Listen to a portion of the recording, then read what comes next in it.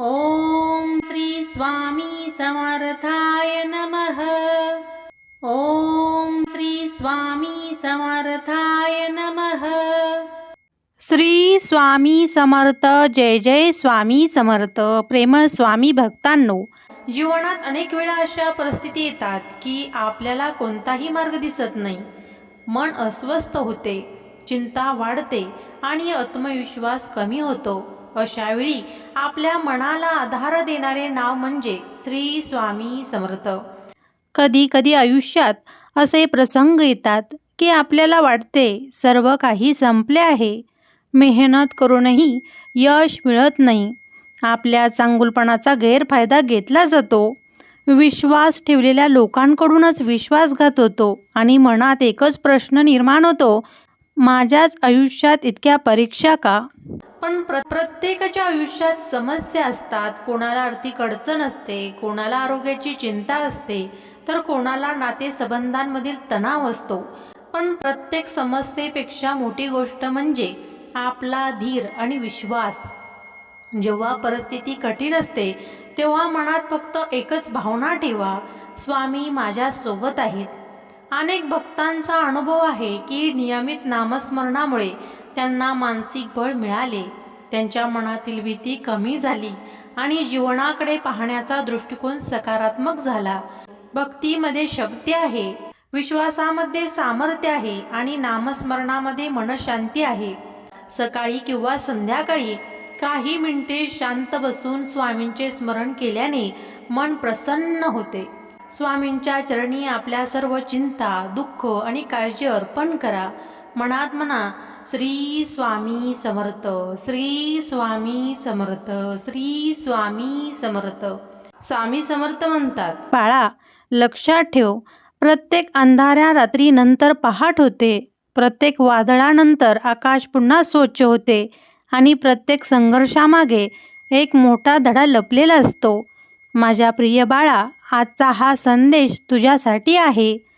जर तू आयुष्यात खूप संघर्ष करत असशील, लोकांच्या गैरसमजुती सहन करत असशील, मेहनत करूनही अपेक्षित यश मिळत नसेल, तर हा संदेश शेवटपर्यंत नक्की ऐक. बाळा, काही वेळा आयुष्य आपल्याला अशा वळणावर आणून उभं करतं जिथे सगळे मार्ग बंद झाल्यासारखे वाटतात. मनात निराशा असते, डोळ्यात अश्रू असतात आणि हृदयात एकच प्रश्न असतो, देवा, माझ्याच बाबतीत असं का घडतंय? पण बाळा, लक्षात ठेव, देव कधीही कोणाचं वाईट करत नाही. प्रत्येक परिस्थितीच्या मागे एक मोठं कारण असतं. अनेक वेळा देव आपल्याला शिक्षा देत नसतो, तर मोठ्या यशासाठी तयार करत असतो. महाभारतातील पांडवांची आठवण कर. धर्माच्या मार्गावर चालणाऱ्या पांडवांना अन्याय सहन करावा लागला. राज्य गमावलं, वनवास भोगला, अपमान सहन केला. अनेकांना वाटलं की त्यांचं सर्व काही संपलं. पण पांडवांनी धर्म सोडला नाही, संयम सोडला नाही. योग्य वेळ आल्यावर त्यांनाच विजय मिळाला. बाळा, जर आज तुझ्या आयुष्यात संघर्ष असेल, तर कदाचित तो तुझ्या पराभवाचा नाही, तर तुझ्या विजयाचा पाया तयार करत असेल. द्रौपदीची कथा आठव. जेव्हा तिच्यावर अन्याय झाला तेव्हा सभेत अनेक शक्तिशाली लोक उपस्थित होते, पण कोणी मदतीला आले नाही. शेवटी तिने पूर्ण श्रद्धेने श्रीकृष्णाचा धावा केला आणि जिथे मानवी शक्ती संपली तिथे देवी शक्ती सुरू झाली. माझ्या लेकरा, याचा अर्थ असा नाही की प्रत्येक वेळी चमत्कार होईल, पण याचा अर्थ एवढाच की श्रद्धा आणि धैर्य कधीही सोडू नकोस. कारण जेव्हा मन शुद्ध असतं तेव्हा संकटातही मार्ग सापडतो. बाळा, मर्यादा पुरुषोत्तम प्रभू श्रीरामांनाही 14 वर्षाचा वनवास सहन करावा लागला. त्यांच्याकडे सामर्थ्य होतं, सत्ता होती, लोकांचं प्रेम होतं, तरीही त्यांनी परिस्थितीचा स्वीकार केला. त्यांनी राग केला नाही, सूड घेतला नाही. त्यांनी स्वयं आणि कर्तव्याचा मार्ग निवडला. आज तुझ्या आयुष्यात जर एखादी गोष्ट तुझ्या मनासारखी घडत नसेल, तर लक्षात ठेव, श्रीरामांसारख्या महान व्यक्तीलाही कठीण काळातून जावं लागत होतं. बाळा, कधी कधी आपण स्वतःची ताकद विसरतो, अगदी हनुमानजीसारखं. जेव्हा समुद्र ओलांडायची वेळ आली तेव्हा हनुमानजी स्वतःची शक्ती विसरले होते. जांबुवंतांनी त्यांना त्यांच्या सामर्थ्याची आठवण करून दिली. त्यानंतर त्यांनी एका उडीत समुद्र पार केला. माझ्या बाळा, आज मी तुला तुझ्या शक्तीची आठवण करून देण्यासाठी आलो आहे. तू स्वतःला जितकं कमजोर समजतोस त्यापेक्षा खूप जास्त शक्तिशाली आहेस. तुझ्यातही अशक्य वाटणाऱ्या गोष्टी शक्य करण्याची क्षमता आहे. अभिमन्यूची कथा आठव. त्याला माहीत होतं की चक्रव्यूहात प्रवेश कसा करायचा, पण बाहेर कसं पडायचं याचं पूर्ण ज्ञान नव्हतं. तरीही तो रणांगणात उतरला, कारण त्याला भीतीपेक्षा कर्तव्य मोठं वाटत होतं. बाळा, आयुष्यात अनेक वेळा तुला पूर्ण मार्ग दिसणार नाही, पण म्हणून चालणं थांबवायचं नाही. एक पाऊल पुढे टाक, पुढचा मार्ग स्वतः तयार होत जाईल. महाभारतातील विदुर म्हणतात की संकटाच्या काळात स्वयं राखणारा माणूसच खरा ज्ञानी असतो. आज तुझ्या आयुष्यात कितीही समस्या असतील तरी घाईघाईने निर्णय घेऊ नकोस. शांत राहा, विचारपूर्वक पाऊल उचल. बाळा, रावण अत्यंत विद्वान होता. त्याच्याकडे शक्ती होती, संपत्ती होती, ज्ञान होतं, पण अहंकारामुळे त्याचा नाश झाला. म्हणूनच लक्षात ठेव, तुझं यश जेव्हा येईल तेव्हा नम्रता सोडू नकोस, कारण नम्रता माणसाला उंच नेते आणि अहंकार त्याला खाली आणतो. माझ्या लेकरा, आज जगात अनेक लोक स्वतःची तुलना इतरांशी करत आहेत. कोणाकडे मोठं घर आहे, कोणाकडे जास्त पैसा आहे, कोणाचं आयुष्य अधिक सुखी दिसतंय. पण प्रत्येकाची वेळ वेगवेगळी असते. फुलांना फुलण्यासाठी जसा वेगळा ऋतू असतो तसाच प्रत्येक माणसाचा यशाचा काळ वेगळा असतो. आज जर तुझी वेळ कठीण असेल तर निराश होऊ नकोस, कारण कठीण काळ कायम राहत नाही, पण कठीण काळातून मजबूत झालेले लोक कायम लक्षात राहतात. बाळा, आज रात्री झोपण्यापूर्वी भूतकाळातील वेदना सोडून दे. ज्यांनी तुला दुखावलं त्यांच्याबद्दल द्वेष ठेवू नकोस, कारण द्वेषाने त्यांचं नुकसान होत नाही, तो तुझ्या मनाची शांती हिरावून घेतो. स्वामी समर्थांच्या चरणी बस आणि मनात फक्त एवढं बोल, स्वामी, मला योग्य मार्ग दाखवा, माझ्या मनातील भीती दूर करा, मला स्वयं, श्रद्धा आणि परिश्रम करण्याची शक्ती द्या. बाळा, लक्षात ठेव, पांडवाचा वनवास कायमचा नव्हता. द्रौपदीचा अपमान तिचा शेवट नव्हता. श्रीरामाचा वनवास त्यांचा पराभव नव्हता. हनुमानाची विसरलेली शक्ती कायमची हरवली नव्हती. अभिमन्यूचं धैर्य व्यर्थ गेलं नव्हतं. त्याचप्रमाणे तुझा संघर्षही व्यर्थ नाही. कदाचित परमेश्वर तुला अशा गोष्टींसाठी तयार करत आहे ज्यांची कल्पनाही तू आज करू शकत नाहीस. म्हणून बाळा, हार मानू नकोस. स्वतःवर विश्वास ठेव. चांगले कर्म करत राहा. आजच्या धावपळीच्या आयुष्यात प्रत्येक जण काही ना काही दुःख घेऊन जगतोय. कोणाला पैशाची चिंता, कोणाला नात्यांची वेदना, तर कोणाला स्वतःचं मनच समजत नाही. पण एक प्रश्न स्वतःला विचारा, आपण खरंच आनंदी आहेत का? स्वामी समर्थ म्हणतात, भिवू नकोस, मी तुझ्या पाठीशी आहे. हे फक्त शब्द नाही, हा प्रत्येक भक्तांसाठी जगण्याचा आधार आहे. आज माणूस मोठं घर शोधतोय, मोठी गाडी शोधतोय, पण मन शांती मात्र हरवत चालली आहे.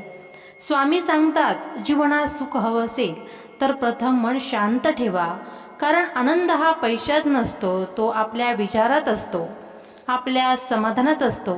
एक छोटी गोष्ट सांगते.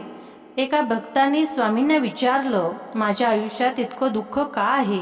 स्वामी हसले आणि म्हणाले, दुःख हे तुला मजबूत बनवण्यासाठी येतं आणि संकट तुला माझ्याजवळ आणण्यासाठी. आज आपण संकट आलं की रडतो, नशिबाला दोष देतो, पण कदाचित स्वामी आपल्याला अधिक चांगल्या मार्गाकडे नेत असतात.